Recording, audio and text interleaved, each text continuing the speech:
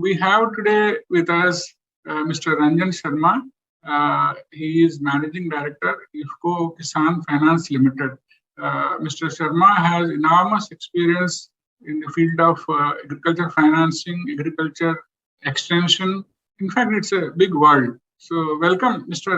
Ranjan Sharma, for the discussion. Thanks for joining. Thank you, Dr. Raut. Thank you for giving me this opportunity to be on your YouTube channel. It's a great honor. Thanks a lot. Can you share us some ideas about farm mechanization, changing face of agriculture because of your experience, wide-ranging experience in the field? Yes. So before that, if you permit, I will give a little background of myself so that it is taken in proper context. I will tell you what I am and what I am not. I have spent a lot of time in the corporate sector before I ventured on my own. So I have been for 27 years, I was in the corporate sector, most of it in the fertilizer field, where I was exposed to the financing of fertilizer projects, as well as running the fertilizer projects, and of course, closely interacting with our sales teams in selling fertilizers. So therefore, very great exposure to farmers. And since 2005, I have been on my own, and I have two ventures in which I collaborate with IFFCO to set up two companies. Which one is called IFFCO Kisan Sanchar Limited, where we worked on removing information hunger at the last mile in the life of a farmer. That venture was quite successful, and Bharti Airtel also joined us as a partner. And I gathered a lot of insight into the daily lives of farmers and their challenges, which they face, whether on the farming side or on animal husbandry side, or right from pre-sowing to post-harvesting. So on specifically, Dr. Rao, to answer your question about farm mechanization, I think it has a great need, not just a future. That is not the word I would like to use, because of various reasons. The next generation of farmers is not going into farming in a big way. Therefore, there is a great paucity of labor, if I may say, while working in the field. And that is true all across the country. This has been my experience during my travels. And therefore, the only solution is greater farm mechanization. Also, collective farming or cooperative farming will also come into force, because mechanization and size of the field, they go hand in hand. Mechanization is more cost effective if the size of the land holding is larger. And so therefore, whether it is Uberization of farm machinery, that means that people collectively rent a machine rather than owning it, or one person owns it and he makes it into his livelihood by renting it out to his other farmers in the same area. That is going to be the future. And there is a great emphasis on financing of the needs of the farmers as far as equipment, this mechanization of farm machinery is concerned. So also it is easier because farmers by nature, and this is borne out by data, farmers by nature are very honest borrowers. Very few of them are intentional defaulters. Most of them, if at all they default, is situational defaulters. So therefore, they are an ideal set of customers as far as lending institutions are concerned, whether they are banks or NBFCs. And this is, contrary to the general belief that a farmer is always looking for some subsidy or always looking for some dole. This is not what is borne out by the data as far as the lending sector is concerned. So I see a great future both the push side, that is the manufacturers of farm machinery, because India produces some of the most affordable farm equipment. I have traveled around the world and I have seen tractors which are costing in rupee terms not less than 15 lakhs to even 30 lakhs. Whereas a good Indian tractor will cost a farmer maybe 6 to 8 lakhs.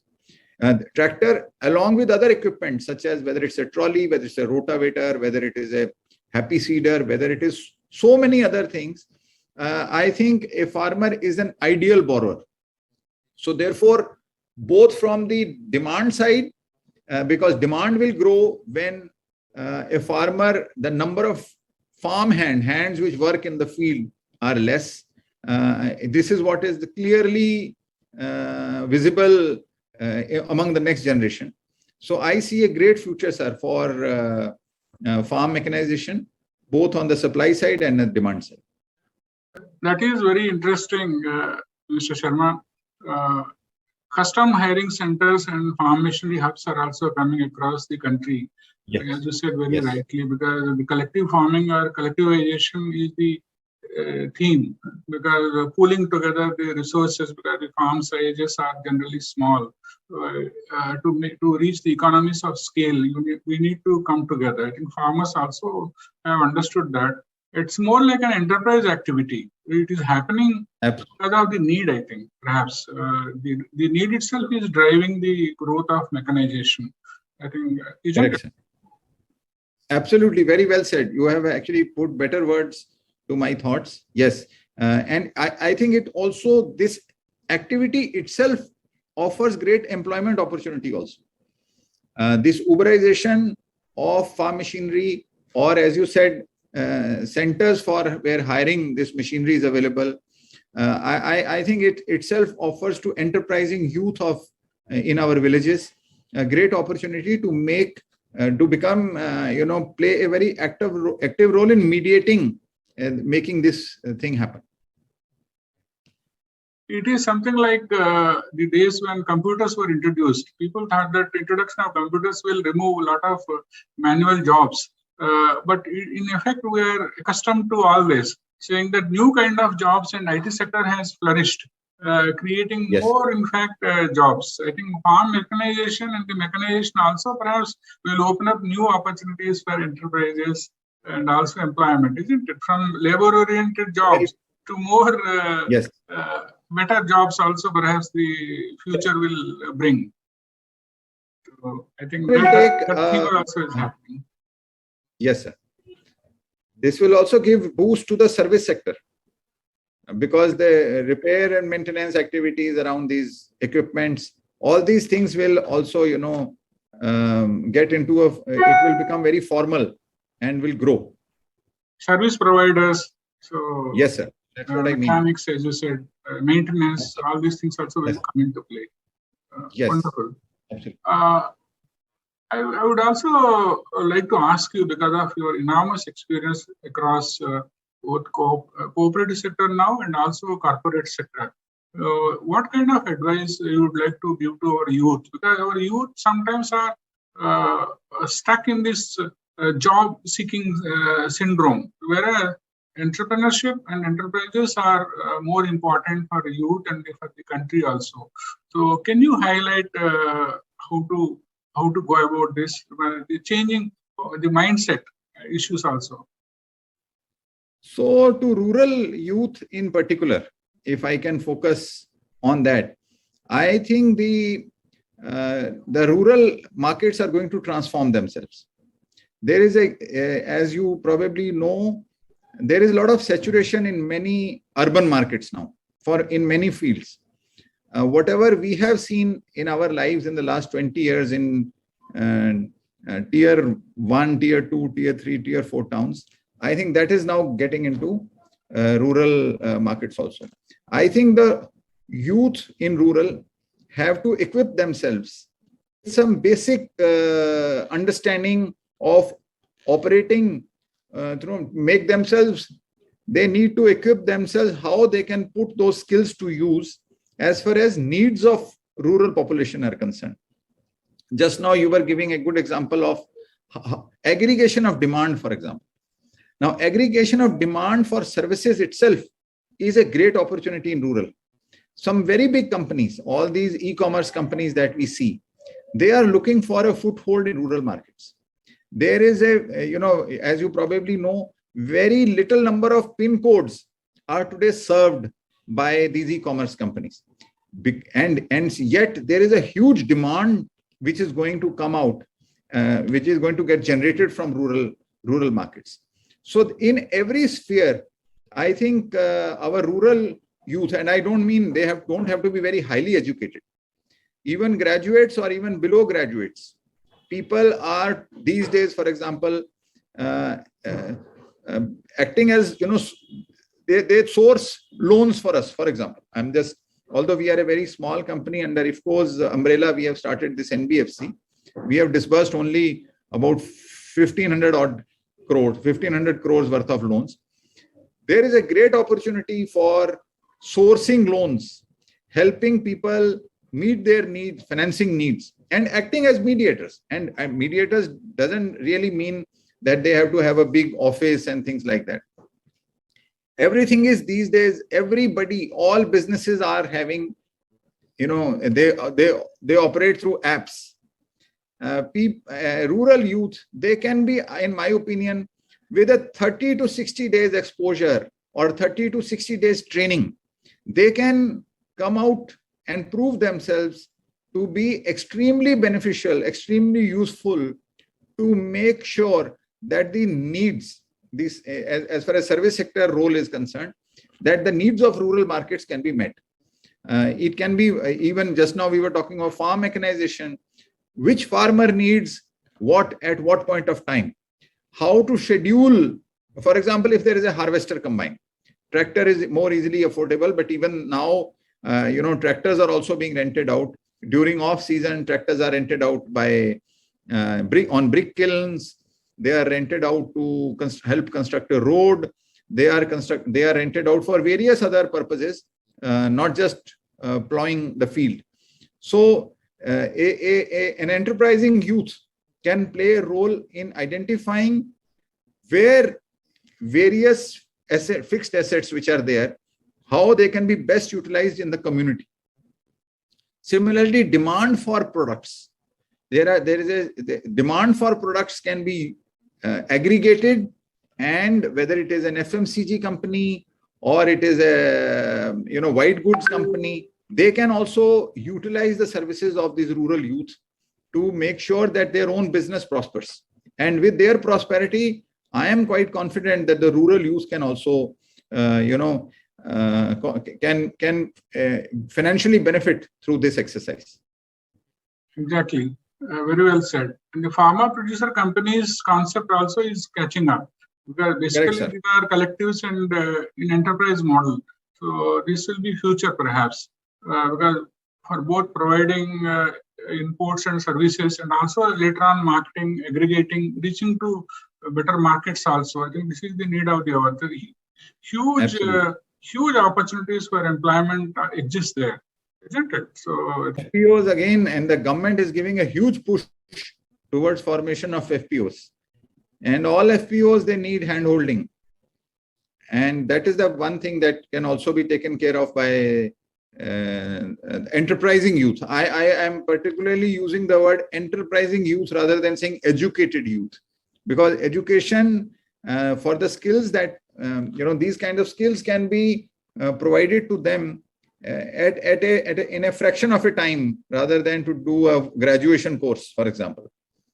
So I believe that rural youth, first of all, it is the need of the hour. They get employment or they get gainfully utilized, but they can really play a very good role in the new ecosystem which will emerge in rural India. Excellent. Few thoughts about the financing rural, the financing patterns also, like yours is the NBFC. So there are quite a few players now in the field. So how is it emerging? Like need is important. So the access to credit at faster pace also is very important. The speed of delivery also is important. I think that is driving the growth of several players, perhaps. So, sir, I think what is most important is that the formalization of credit is taking place at a very fast pace. Actually, quite unknown to many people. All NBFCs and all banks, we are supposed to share the data of every borrower. That is his borrowings and his repayment behavior to a lot of, these credit agencies like CIBIL. Now, this is a good thing, very good thing, because every borrower history is getting generated. And for the first time, I found that the name CIBIL is known even to borrowers in the rural sector. I think if a borrower is cautious and he is not over leveraging his ability to borrow, or his credit worthiness, he is not over exploiting. I think to a good borrower, to a borrower with a good credit record, is a great opportunity. I think access to credit will never be denied. This is a misnomer when people say that loans in rural India are riskier. I have seen the track record of repayment does not undergo any change, because I think borrowers have become very aware, and this is a great hope as far as I see in the rural markets. So a person who is a reasonable borrower, who is a responsible borrower, even if he wants to set up a small unit, if he wants to borrow to invest in a productive asset, I think the loan will never get denied. And this does not require, honestly speaking, does not even require any government intervention. So this is my view, that access to credit to good borrowers is going to be available very easily and in plenty. Great to know. That's very positive. And also your operations, IFFCO Kisan operations are all, entire thing is, I think, paperless and online. Can you tell us something about that? Yes. So it is, we have so far disbursed about 38,000 loans, aggregating, as I mentioned, to about 1,500 odd crores. We are an NBFC, first NBFC in our country, which was born in rural markets and has continued to serve only rural markets. That means that we are not an urban company, which after saturating the demand in urban, we went to rural. We also follow all the good practices which are followed by all these advanced NBFCs for very evolved set of borrowers in urban markets. We don't take a single document from our borrower, except a loan agreement, which of course is the requirement of the Reserve Bank, which also now we are getting into e-signing of loans and not a physical document. So what we do, we follow the regular credit appraisal process, which means we meet a customer face to face, eye to eye. We spend average 4 hours with a customer before we sanction him a loan, and our average ticket size is about 4 lakhs now. But within 4 days, we are able to disburse a loan from the time a customer we have identified. Average time our employee takes, our sales and recovery officer takes to visit an employee, visit a customer, potential customer, it is about 40 to 45 kilometers distance he covers. And 2 employees independently visit him, one from the sales side, other from the credit side. So whatever documents we need from him, we just click a picture of the document. And once that exercise is complete, then the customer doesn't have to go to any branch, any regional office, any zonal office. The physically file does not move at all. It is all online. So we are a great combination of fintech and a proper due diligence process. It is not just a blind fintech. No algorithm decides what loan is to be paid or not to be paid. It is face to face, eye to eye kind of appraisal we carry out, and we assess his needs. We see his end use of the money that he's borrowing, and that is how we disperse loans. A lot of even big banks or even some big NBFCs, they have reached only some 50%, some 60%, some 70% full automation. But in our case, right from day one, since we began operations in 2018 June, we have 100% of our loans have been done in this manner.